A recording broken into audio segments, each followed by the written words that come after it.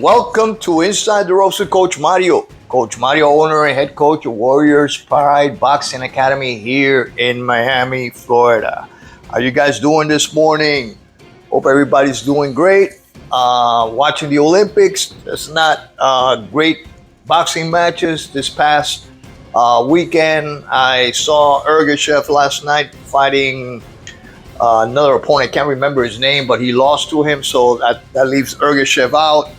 There's also some comments and rumors that Suriel Matias will be fighting in Puerto Rico by the end of this year. Opponent is not known yet. I think he should be fighting somebody like Gary Russell Jr. or somebody of great status, not cherry-picked opponent, not somebody that's going to be easy for him to defeat. He's got to put foot on the gas, and for this last years that he has of boxing in his life, he needs to be challenged in every fight that he has. He has to face great opponents, top 10 opponents, ranked opponents, not cherry picked like some of these other fighters. And that's actually the subject we're going to talk about today, about cherry picking. All right, we're diving into a controversial but important topic. The champions who avoid top fighters in their divisions, cherry pick opponents, and how major organizations turn a blind eye. This isn't just about fighters maintaining their status, but also about the politics and money that often dictate the sport. Let's get into it. First, let's talk about the term cherry picking. In boxing, this refers to champions who choose easier opponents instead of facing the top contenders. This strategy helps them maintain their titles and avoid potential losses. While this might seem like a smart move for their careers, it deprives fans of seeing the best fights and undermines the sport's integrity. It is not hating, guys, when we criticize in a constructive manner and wish to see these top fighters, these so-called champions, face the best, and they continue to cherry pick and avoid top fighters in their division. That is not hate. That is actually facts. That is actually, if you're a truly knowledgeable boxing fan, that's what you want to see. You want to see the best against the best. You don't want to see an easy pick and fight where side A has a lot more skill than side B, and it turns out to be an easy fight, not thrilling, like what we just saw with Canelo Alvarez and Munguia. All right, so let's continue. Let's start with Canelo Alvarez. Canelo is undoubtedly one of the biggest names in boxing today. However, he's been accused of avoiding some of the top contenders in his division instead of fighting the likes of David Benavidez, David Morrell, rematching Dimitri Bivol. He avoided that. Then he said he lost because he was daring to be great. However, he had fought at 175 in the past. Those are excuses that he continues to give that has completely debunked all his allegations about, he's fighting the best, he's a legend, he's daring to be great. That is not so. He handpicks his opponents in order to maintain, to continue staying relevant in the sport of boxing. So one glaring example is David Benavidez. A former WBC super middleweight champion has been calling out Canelo for years. Fans and analysts like myself see this as a natural and highly competitive matchup, yet Canelo has not shown interest in this fight. Many believe this is because Benavidez presents a serious threat with his power, speed, and aggression. Canelo might be wary of the risk that fighting Benavidez poses to his legacy and status. However, even if he loses in a high action fight, that would not diminish his legacy, and that's where a lot of these new fighters from this generation think that a loss actually hurts their legacy. I mean, you see the great boxing greats have lost multiple times and came back and achieved legendary status. This perception nowadays that losing, somehow tarnishes your legacy is totally incorrect. All right, they rather continue beating, C-level opponents, easy hand-picked opponents, cherry-picked opponents instead of fighting the best because they want to have that legacy. But it's all really about money, isn't it? Let's cover that. Another fighter Canelo has been avoiding is David Morrell. Morrell is an up-and-coming star with a lot of potential. Despite being relatively new to the professional scene, he's shown immense skill and promise. Canelo's reluctance to fight Morrell could be attributed to the fact that Morrell is a dangerous opponent with nothing to lose and everything to gain. Taking on such a high-risk, low-reward fight doesn't seem to align with Canelo's current strategy. Instead of these challenging opponents, Canelo has been linked to fights with the likes of Edgar Belanga. Belanga, while a popular figure and a rising star, is considered a C-level fighter compared to the top contenders in the division. Berlanga hasn't faced a top 10 fighter and his resume lacks the high caliber opponents that would make him a true test for Canelo. Choosing Berlanga as an opponent seems to be a strategic move to secure a win without taking significant risk. Now, Berlanga is talking a lot of crap out there, and I've been saying it for a long time. And again, guys, remember, I am an analyst, and I talk about fighters and their lack of potential. I talk about fighters and their greatness and their abilities to adapt, overcome all types of adversaries. We're constantly studying fighters. I can tell you which fighter is going to be a great fighter, an up-and-coming fighter who's going to be legendary if they stay on track. But at the same time, that's what analysts do. We can't be saying all the good things about a fighter all the time. That wouldn't be an analyst. That would actually be propaganda, and that's what you see in communist countries. All you see is the good news coming out of a country, and out of a dictator. All right, we're not dictators here, guys. We're saying how we feel, whether the shoe fits. We call it like we see it. All right, and in this case, Berlanga is a C-level opponent who doesn't have the merits to fight an elite fighter like Canelo Alvarez. You got to realize that, all you Canelo lovers, all those brain dead people who follow this idol with clay feet, have to acknowledge finally that Canelo is a joke. That Canelo is really, look at his career. You can look at his career, and it's there for everybody to see. His career, you can actually see this same way of picking opponents has been going on for a very, very, very long time, guys. He's about to retire. He just cares about money. He doesn't care about the criticism. He doesn't care about legacy. He thinks he's the greatest Mexican fighter of all time. He is a delusional individual, but at the same time, what helps him continue to give that type of arrogant behavior is his fan base, who are brain dead. All right, I mean, you gotta understand that your fighter doesn't want to fight the best fighters out there. There's gotta be something wrong, and I call it like I see it. Whether I love a particular fighter, like I have been talking about Subriel Matias after his defeat against a B-level fighter like Liam Paro, who in no way has more skills than Subriel Matias. Subriel Matias beat himself, all right? Subriel Matias was not defeated by Liam Paro. Subriel Matias, something happened that night. That wasn't him.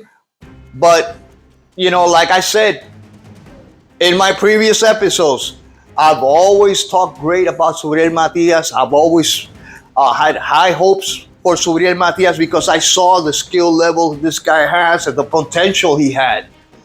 And then unfortunately, you know, he found he got into a state of mind or whatever happened that he wasn't able to fulfill the dream of defeating Liam Paro and getting great opportunities in the future right after that. And I've been critical about that. But I have been, as you all know, I've been an arduous fan of Suriel Matias from the beginning.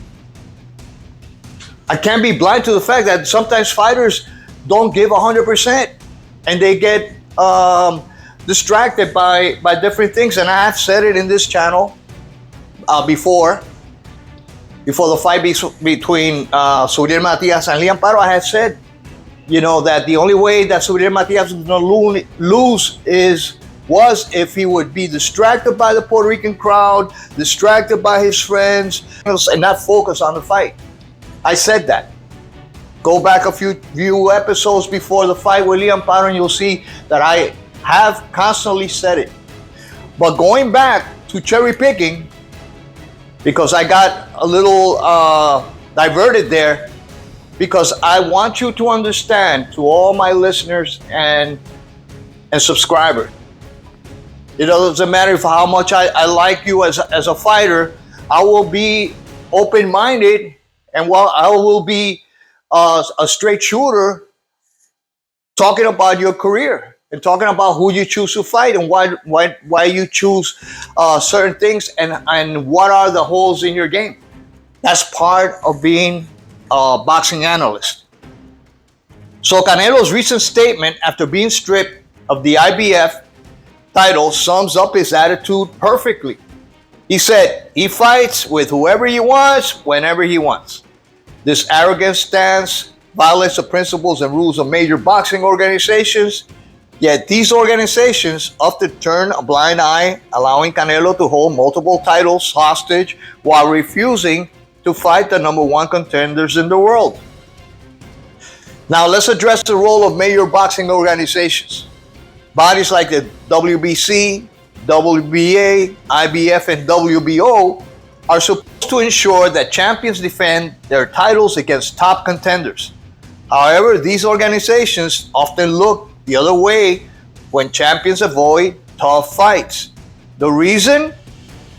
What could it be, guys? Politics and money. High-profile champions bring in more revenue, and stripping them of their titles could hurt the organizations financially. All right? Boxing has been a corrupt sport since its inception, continues to be corrupt. There's no oversight. It continues to favor some fighters that are marketable and penalizes and punishes others that are not. All right, it's constantly the same thing over and over again. And that's one of the reasons why this MMA and the UFC have soared to new heights and have competed against boxing. And now people, when you ask, and I've asked this in past situations where there's going to be a great boxing match, and I go to a pub or a bar and say, are you guys going to show the fight? And they say, yes, we're going to show the fight. But they're talking about the UFC. They're not talking about boxing. People nowadays have lost interest in boxing, and it's the reason why that you see the actions of Canelo Alvarez choosing a C-level opponent like Berlanga is one of the reasons why people lose interest. People want to see the best fighting the best. They don't want to see, the best fighting a mediocre fighter. A guy that talks so much crap, doesn't show any humility, he's delusional, thinking he is truly that great when he hasn't fought any top contenders. And I'm going to tell you something what's going to happen, and I know we're a few months out, but Belanga is going to be knocked out. Who doesn't agree with me on that one?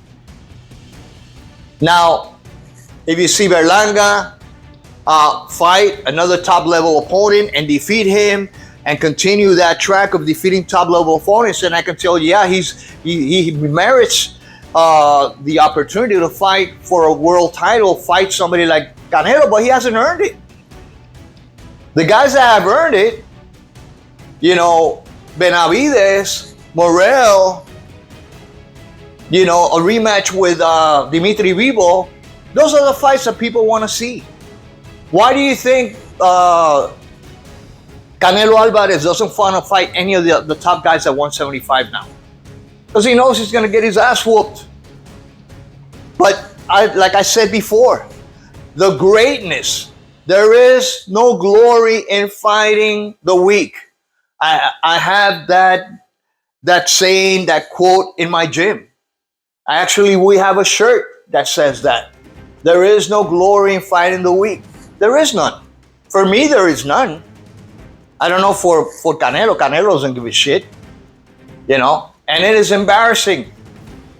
It is embarrassing, and it's humiliating for a country that has such legendary fighters and such great warriors in Mexico to have such a clown, you know, as the face of boxing for that country. It is embarrassing, guys. That's not the Mexican warrior fighting spirit. All right? And all you Canelo lovers is going to hate me, and they're going to call me hater and all this stuff, but the truth is the truth. You can't hide the fact. Whoever thinks that Canelo Alvarez and Edgar Belanga is a great fight is an idiot. I'm sorry. You're an idiot if you think that's a great fight. If you think that's a better fight than Benavidez, guy, you're brain dead. You're brain dead. All right? Anyway, despite avoiding top contenders, he remains a champion in multiple weight classes. We're talking about Canelo Alvarez. We continue to talk about him. The organizations benefit from his star power and the revenue his fights generate.